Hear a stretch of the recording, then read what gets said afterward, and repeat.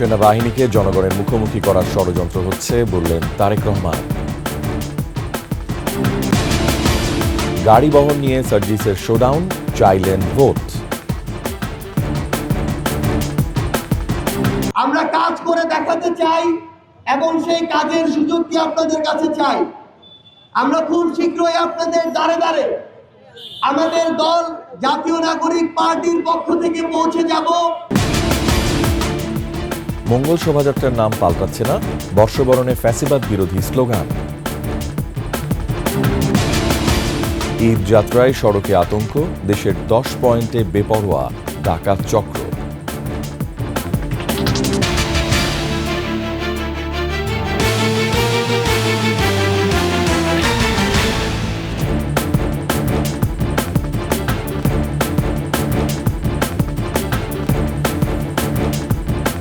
শুনছিলেন সংবাদ শিরোনাম, আমন্ত্রণ রাতের 21 সংবাদে।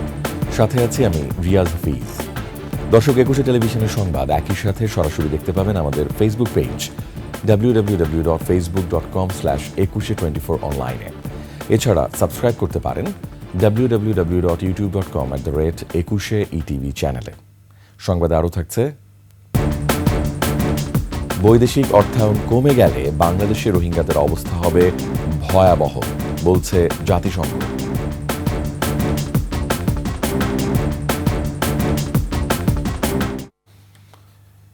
সেনাবাহিনীকে জনগণের মুখোমুখি করার চেষ্টা করা হচ্ছে, এর পেছনে ষড়যন্ত্র আছে বলে মন্তব্য করেছেন বিএনপির ভারপ্রাপ্ত চেয়ারম্যান তারেক রহমান। তিনি বলেছেন, দেশে একটি অস্থিরতা তৈরি হয়েছে, মানুষ চায় দেশে স্থিরতা ফিরে আসুক। সংস্কার নিয়ে কোনো না কোনো ষড়যন্ত্র চলছে উল্লেখ করে সকলকে সচেতনতার সাথে পদক্ষেপ নেওয়ারও আহ্বান জানান তারেক রহমান। বিস্তারিত মাহিলা ইসলামের রিপোর্টে। স্কাটন লেডিজ ক্লাবে সাংবাদিকদের সম্মানে ইফতার মাহফিলের আয়োজন করে বিএনপি মিডিয়া সেল। মাহফিলে ভার্চুয়ালি যুক্ত হন বিএনপির ভারপ্রাপ্ত চেয়ারম্যান তারেক রহমান। যারা স্বাধীনতা সার্বভৌমত্ব বিশ্বাস করে না তারা ষড়যন্ত্র করে যাচ্ছে মন্তব্য করে সাংবাদিকদের এই বিষয়ে গুরুত্বপূর্ণ ভূমিকা পালনের আহ্বান জানান তিনি। আমাদেরকে যে কোনো মুহূর্তে অবশ্যই এই ষড়যন্ত্রকে মোকাবেলা করতে হবে। আজকে সাংবাদিক সমাজের একজন সদস্য হিসাবে আমি মনে করি এখানে আপনাদের বিরাট ভূমিকা। তারেক রহমান বলেন, সেনাবাহিনী দেশের মানুষকে আগলে রাখছে, সেই সেনাবাহিনীকে বিতর্কিত করা হচ্ছে। কদিন আগে আমরা যখন দেখেছি সংস্কারের নির্বাচনকে যখন করানো হচ্ছে, ঠিক একইভাবে সেনাবাহিনীকে জনগণের মুখোমুখি করানোর চেষ্টা করা হচ্ছে। এ সময় দলের মহাসচিব মির্জা ফখরুল ইসলাম আলমগীর বলেন, বাংলাদেশের স্বাধীনতা বিপন্ন করতে নানা ষড়যন্ত্র চলছে, সেই সাথে বিএনপির বিরুদ্ধে এখনো অপবয়ান তৈরির চেষ্টা চলছে। আজকে আবার বাংলাদেশের স্বাধীন সর্বত্র যেন বিপন্ন হয়, আমরা যেন আবার অরক্ষিত হয়ে পড়ি। আমাদের সেই দেশপ্রেমিক সেনাবাহিনী যারা দেশের প্রতিটি গুরুত্বপূর্ণ মুহূর্তে জাতির পাশে এসে দাঁড়িয়েছে, তাদেরকে আজকে আবার বিতর্কিত করার একটা হীন প্রচেষ্টা শুরু হয়েছে। মাহফিলে দলের স্থায়ী কমিটির সদস্য মির্জা আব্বাস সংস্কার প্রসঙ্গ তুলে বলেন, এর জন্য সবচেয়ে বড় বাধা চিহ্নিত কিছু আমলা। দেশে এবং বিদেশে বহু চক্র কাজ করছে। গত 2 দিনের ঘটনা যদি আমরা অ্যানালিসিস করি, এর থেকে বহু কিছু কিন্তু বেরিয়ে আসবে। মাহিলা ইসলাম, 21 টেলিভিশন, ঢাকা। পঞ্চগড়ে গাড়ি বহর নিয়ে শোডাউন করেছেন জাতীয় নাগরিক পার্টি এনসিপির উত্তরাঞ্চলের মুখ্য সংগঠক সার্জিস আলম। সে সময় নিজের দলের পক্ষে ভোটও চান তিনি। বলেন, আগামীর বাংলাদেশে কেউ আর দলের নাম বা প্রতীক দেখে ভোট দেবে না। নীলফামারী ও পঞ্চগড় প্রতিনিধি তথ্য ছবিতে ডেস্ক রিপোর্ট।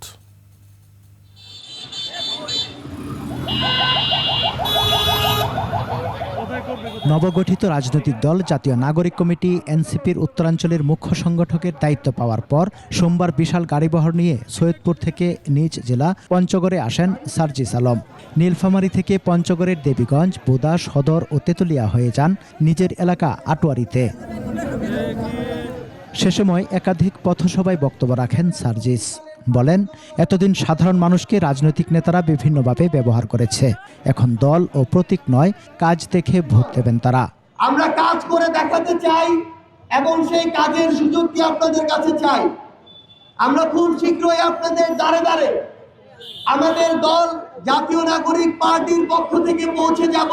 কোন লোকটা কেমন, কে কেমন কাজ করছে, কার কথার সাথে কাজের মিল কেমন, এই জিনিসগুলো দেখে আগামীর বাংলাদেশে মানুষ বিভিন্ন মার্কা এবং দলে ভোট দিবে। এর আগে নীলফামারীর সৈয়দপুর বিমানবন্দরে সাংবাদিকদের প্রশ্নে সেনাবাহিনী নিয়ে কথা বলেন সার্জিস আলম।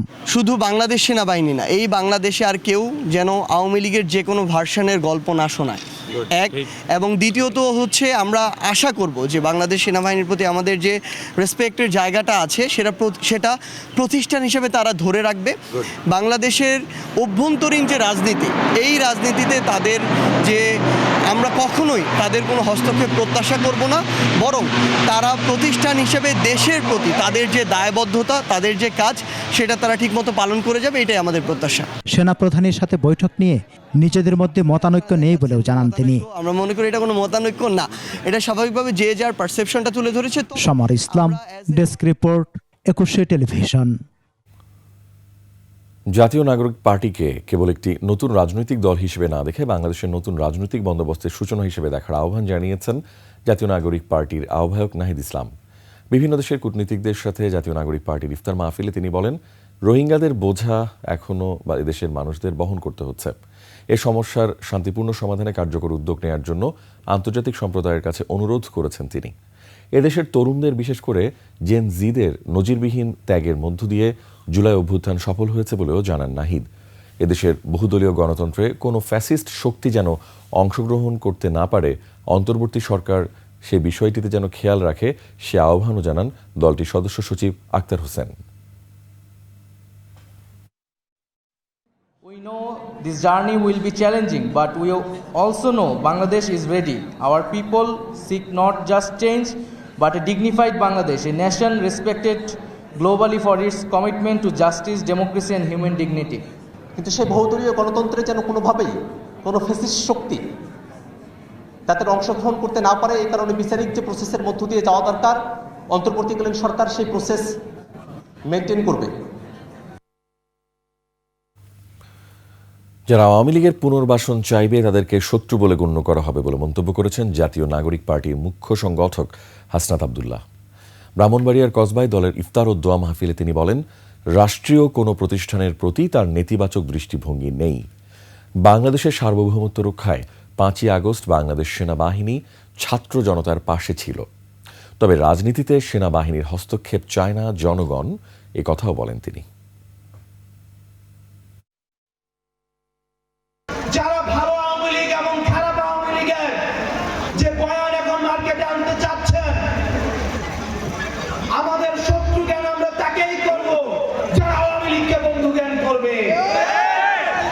5 আগস্ট পরবর্তী সময়ে আমাদের শত্রু কেবলমাত্র তারাই যারা আওয়ামী লীগকে বন্ধু জ্ঞান করে। নোয়াখালীর হাতিয়ায় জাতীয় নাগরিক পার্টি এনসিপির জ্যেষ্ঠ যুগ্ম সমন্বয়ক আব্দুল হান্নান মাসুদের পথসভায় হামলা হয়েছে। এতে হান্নান সহ মাসুদ সহ 5 থেকে 6 জন আহত হয়েছেন। সোমবার সন্ধ্যা 7:30টার দিকে উপজেলার জাহাজমারা বাজারে এই ঘটনাটি ঘটে। হান্নান মাসুদের অভিযোগ, স্থানীয় বিএনপি নামধারী কিছু লোকের নেতৃত্বে ওই হামলার ঘটনাটি ঘটেছে। হামলায় তিনি সহ এনসিপির কয়েকজন সমর্থক আহত হন। এই ঘটনার প্রতিবাদে ও দোষীদের আইনের আওতায় আনার দাবিতে রাত 8:30 থেকে জাহাজমারা বাজারে সড়কে অবস্থান কর্মসূচি পালন করছেন এনসিপির কর্মী সমর্থকেরা।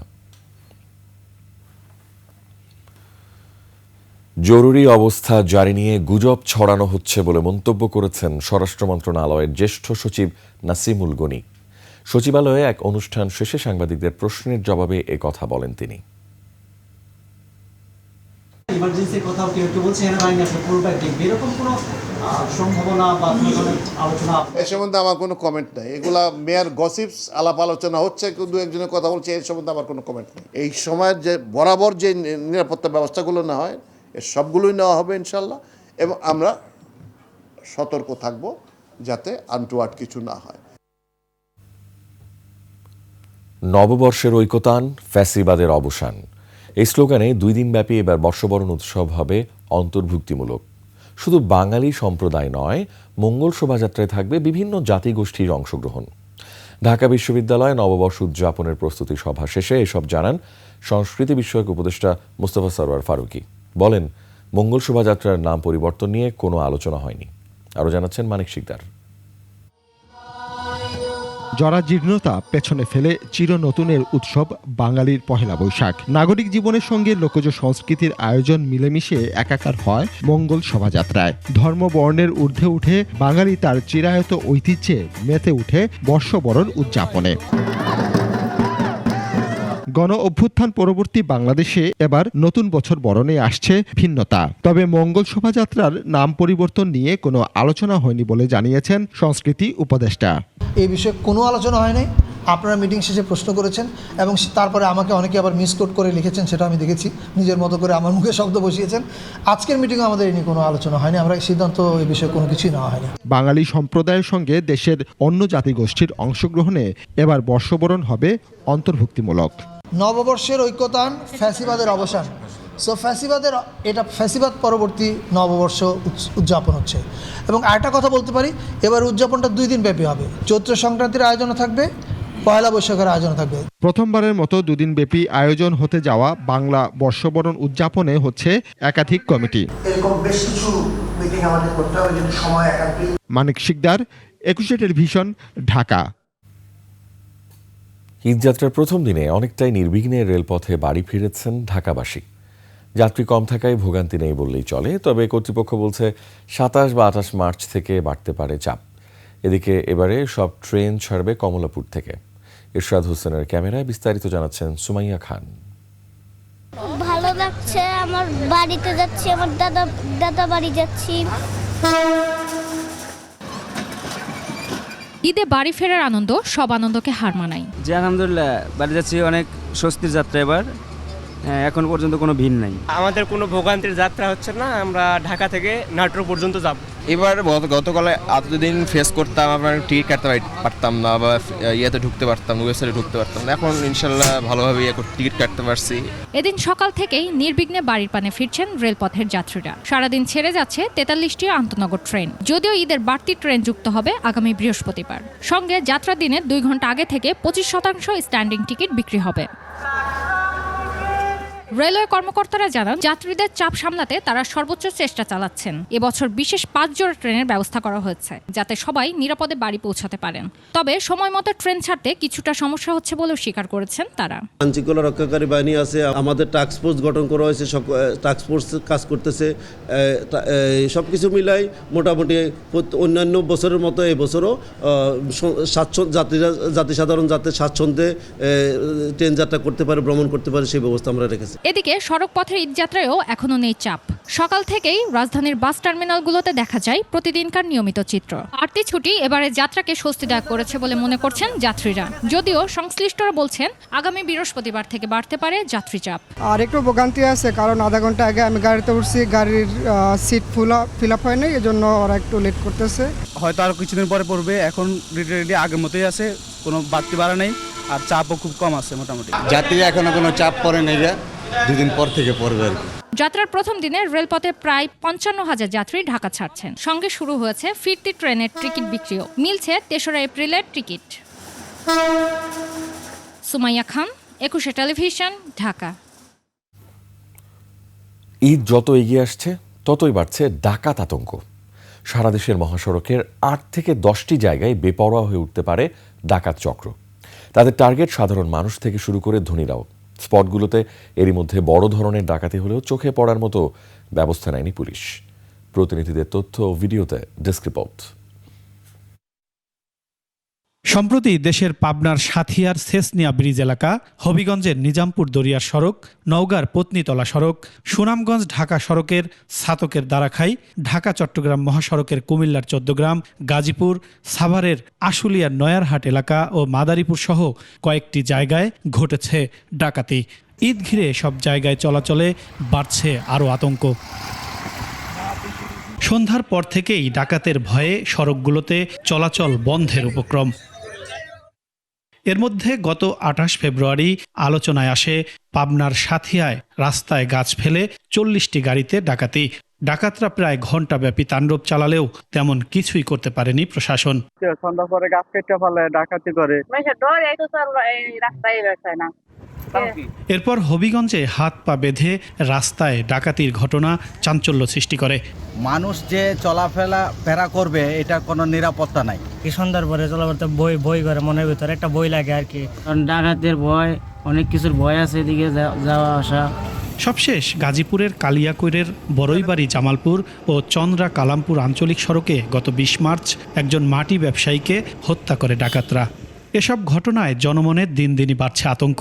ঈদ ঘিরে ডাকাতদের অপতৎপরতা আরও বাড়তে পারে বলে আশঙ্কা করা হচ্ছে।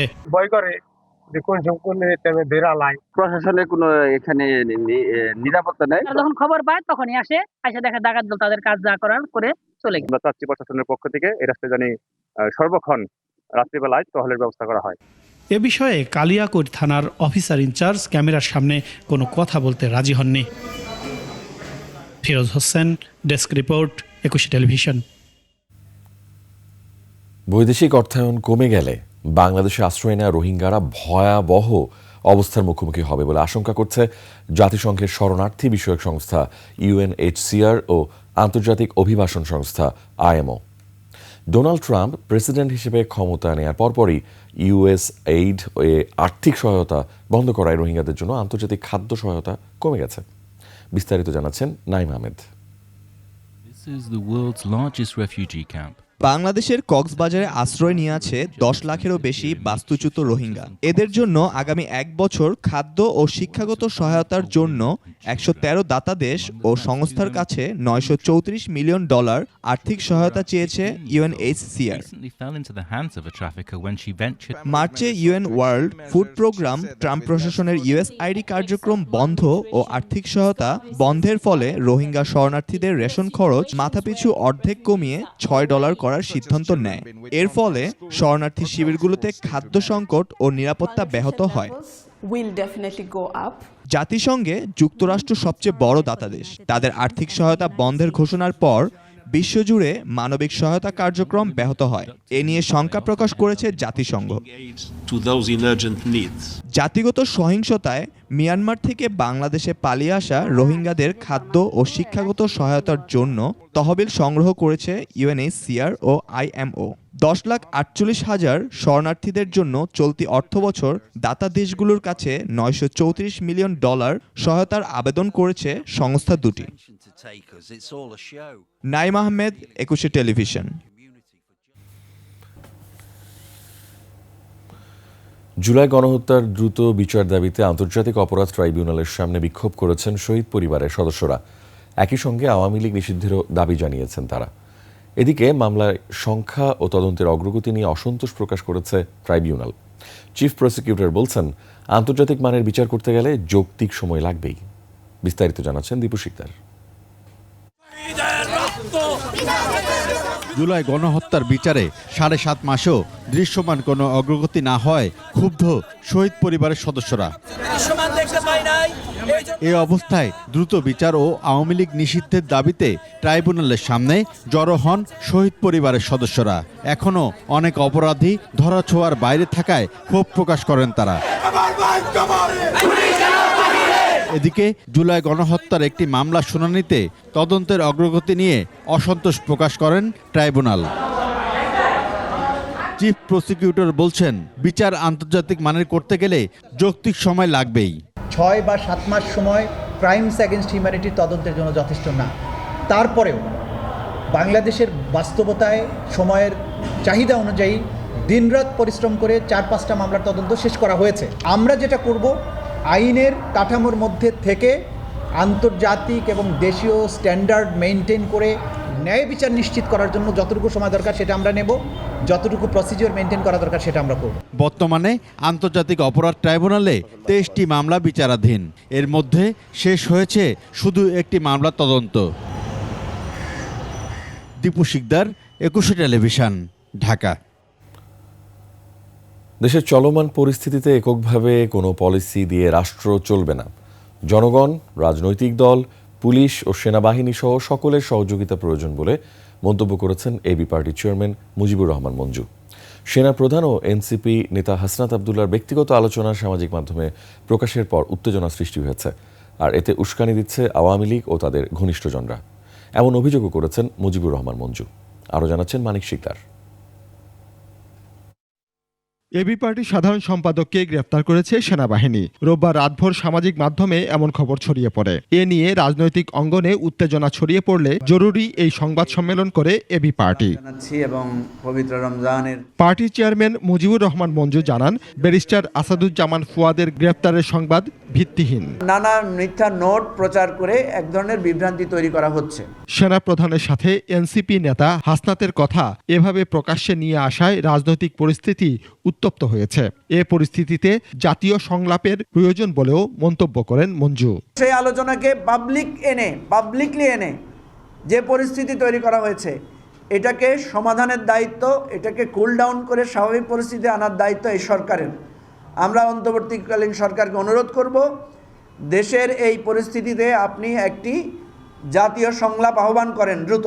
বিভিন্ন মহল থেকে সামরিক শাসন জারির গুজব চলছে, এতে সংকট আরও তীব্র হওয়ার আশঙ্কাও জানান তিনি। বাংলাদেশ যে জায়গায় আছে, এই জায়গায় কেউ এককভাবে বাংলাদেশকে তুলে একটা সঠিক ডাইরেকশনে নিতে পারবে না। এটা ডক্টর ইউনূস একা পারবে না, উপদেষ্টারা একা পারবে না। কোনো জরুরি অবস্থা জারি করেও দেশের এই পরিস্থিতিকে সঠিক পথে আনা সম্ভব নয়। সংকট মোকাবেলায় সবাইকে ঐক্যবদ্ধ হওয়ার আহ্বান জানান এবি পার্টির চেয়ারম্যান। যার যার ভুল ত্রুটি দূর করে একসাথে পথ চলার পক্ষপাতী। মানিক শিকদার, ২১ টেলিভিশন, ঢাকা। নতুন উদ্ভাবন, উন্নত প্রযুক্তি, ব্যবসায়িক সম্প্রসারণ এবং নীতি নির্ধারণী কর্মকৌশল বৃদ্ধির জন্য international cable TV broadcasting and communication expo করতে যাচ্ছে কেবল অপারেটর্স অ্যাসোসিয়েশন অব বাংলাদেশ, কোয়াব। রাজধানীর একটি হোটেলে সংগঠনটির ইফতার মাহফিলে জানানো হয়, এ নিয়ে আগামী 22, 23 ও 24 মে 3 দিনব্যাপী এই মেলা চলবে। কোয়াবের এই অনুষ্ঠানে বিভিন্ন ইন্টারনেট সার্ভিস প্রোভাইডার, প্রযুক্তি প্রতিষ্ঠানের কর্তা ব্যক্তিরা ছাড়াও উপস্থিত ছিলেন বেসরকারি টেলিভিশন মালিকদের সংগঠন এডকোর সভাপতি অঞ্জন চৌধুরী, 21 টেলিভিশনের চেয়ারম্যান ও সিইও আব্দুস সালাম, সংগঠনের সহসভাপতি ইকবাল সোবহান চৌধুরী সহ অন্যান্যরা।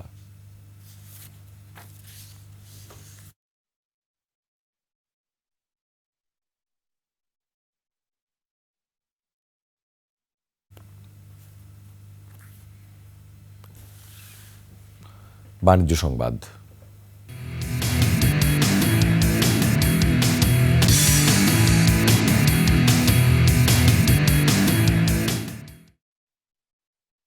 ফেনীর দাগনভূঞায় কার্যক্রম শুরু করেছে সোশ্যাল ইসলামী ব্যাংকের 2টি নতুন উপশাখা। সম্প্রতি ব্যাংকের প্রধান কার্যালয় থেকে ভার্চুয়াল প্ল্যাটফর্মে উপশাখা দুটির উদ্বোধন করেন ব্যাংকের ব্যবস্থাপনা পরিচালক নাজমুস সাদাত। এ সময় বিভিন্ন বিভাগীয় প্রধান ঊর্ধ্বতন নির্বাহীগণ উপস্থিত ছিলেন। এছাড়া চট্টগ্রামের মিরসরাই ও ফেনীর দাগনভূঞায় উপস্থিত ছিলেন স্থানীয় জনপ্রতিনিধি, শিক্ষক, সাংবাদিক, ব্যবসায়ী সহ গণ্যমান্য ব্যক্তিবর্গ, গ্রাহক, শাখাসমূহের ব্যবস্থাপক ও উপশাখার ইনচার্জ বৃন্দ। সুশাসন প্রতিষ্ঠায় ব্যাংকটি শরিয়াভিত্তিক ব্যাংকিং সেবা প্রদান করছে। সেবা বাড়ায় ব্যাংকের উপর আস্থা বেড়েছে গ্রাহকদের।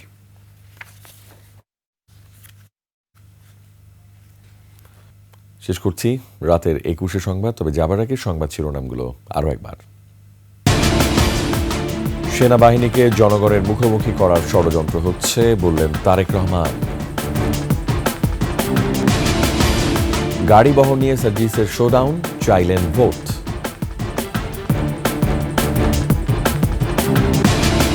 মঙ্গল শোভাযাত্রার নাম পাল্টাচ্ছে না, বর্ষবরণে ফ্যাসিবাদ বিরোধী স্লোগান। ঈদ যাত্রায় সড়কে আতঙ্ক, দেশের 10 পয়েন্টে বেপরোয়া ডাকাত চক্র।